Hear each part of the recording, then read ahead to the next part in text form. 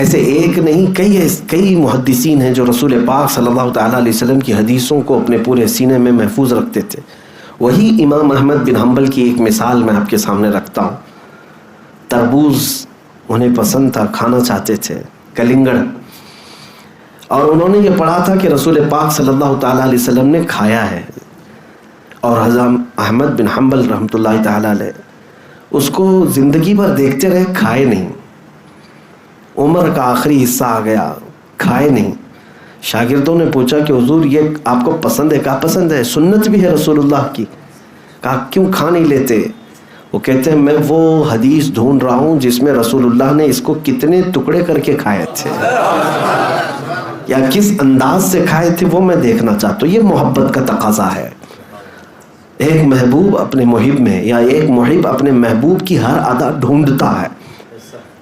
یہ محبت کا تقاضا ہے. اور کوئی گھر میں بیٹھ کر کے ہی عاشق ہو گیا، گھر میں بیٹھ کر کے ہی محب ہو گیا، یا بڑے بڑے جلسوں میں نعرے لگا کر کے ہی عاشق ہے، تو میرے عزیزوں یہ محبت کا تقاضا نہیں. محبت کا تقاضا تو یہ ہے، جنید بغدادی رحمۃ اللہ تعالیٰ علیہ کے پڑوس میں ایک عیسائی کوئی رہتا تھا، حکیم تھا. وہ حضرت جنید بغدادی رحمۃ اللہ تعالیٰ علیہ کے گھر سے جو نالی نکلتی تھی، اس نالی میں سے پیشاب وغیرہ جو بھی گھر کا ہوتا تھا وہ سب نکل جاتا تھا. اس عیسائی نے دیکھ کر کے، خالی آج بھی تو یورین ٹیسٹ ہوتا ہے نا، بلڈ ٹیسٹ ہوتا ہے، یورین ٹیسٹ ہوتا ہے، تو اس نے دیکھ کر صرف اس زمانے میں لوگوں سے بتایا تھا کہ یہ ایسے شخص کا پیشاب جا رہا ہے جو کسی کی محبت میں اپنا کلیجہ جلا چکا ہے. ہاں، حکیم دوسری مذہب کا، اس نے دیکھ کر محسوس کیا کہ جس کا دل یا جس کا کلیجہ جل چکا ہے یہ اس کا ہے.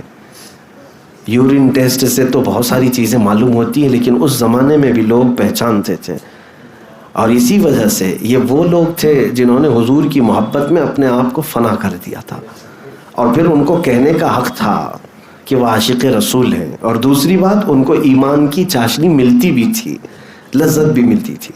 آپ اس درجے کو پہنچو کہ زندگی میں کوشش یہ کریں، ڈھونڈ کر کے میرے آقا کی اداؤں پر عمل کروں.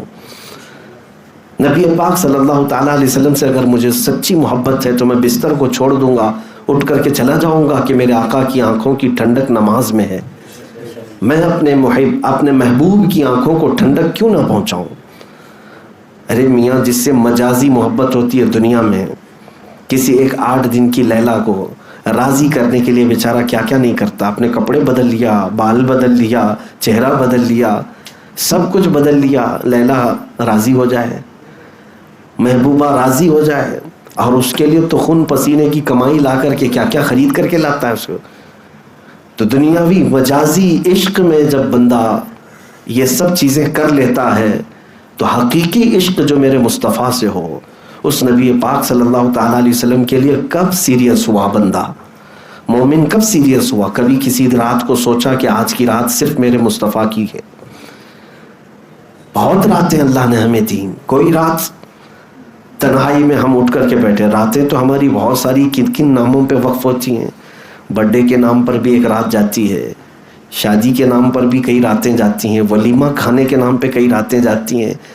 یہ دعوتوں میں سے اگر کچھ بچ جائے تو ہوٹل پر اور پارٹیوں میں ان کے لیے بھی راتیں خاص ہیں. آج کی رات ان کے لیے بہت سارے راتیں صرف اور صرف لوگ گانے بجانے کے لیے یا قوالیاں سننے کے لیے بھی رکھے ہیں. اتنی ساری زندگی گزرنے کو آ گئی، پیچھے مڑ کر کے دیکھو اپنی لائف میں کوئی رات ہم نے میرے آقا کے لیے بھی خاص کر دیا تھا؟ پھر کون سی محبت کی ہم بات کرتے ہیں؟ تو پہلے ہی پوائنٹ میں ہم اٹکے ہوئے ہیں. 3 باتیں میرے آقا نے فرمایا، ثلاث من کن فیہ وجد بہن حلاوت الایمان. 3 چیزیں جس کے اندر ہوں گی ایمان کی چاشنی اسے مل جائے گی. ان میں سے پہلی ہی چیز پر ہم کامل نہیں ہو پائے. سب سے پہلا پوائنٹ ہے اللہ اس کے رسول سے سب سے زیادہ محبت ہو، سب سے زیادہ محبت ہو. لیکن کبھی کبھار دوسری محبتیں آڑے آ جاتی ہیں ہمارے پاس. وہ آپ نے نہیں دیکھا، ہم کہتے تو ہیں اللہ کی ذات سے ہمیں بے پناہ محبت ہے، لیکن عمل میں ہم نہیں کر پاتے، عمل میں نہیں کر پاتے. ایک طرف تمہاری دکان ہے، ایک طرف تمہارا بزنس ہے، ایک طرف تمہاری روزی ہے، اور ایک طرف اللہ کی عبادت ہے. اگر تم سچی محبت کا دعویٰ کرتے ہو کہ میں اللہ سے سب سے زیادہ محبت کرتا ہوں، تو جیسے ہی تمہیں اللہ کی طرف پکارا جائے حی علی الصلاۃ، پھر دیکھنے کا مقام ہے کہ اس کو پسند کر رہے ہیں کہ اس کو پسند کر رہے ہیں.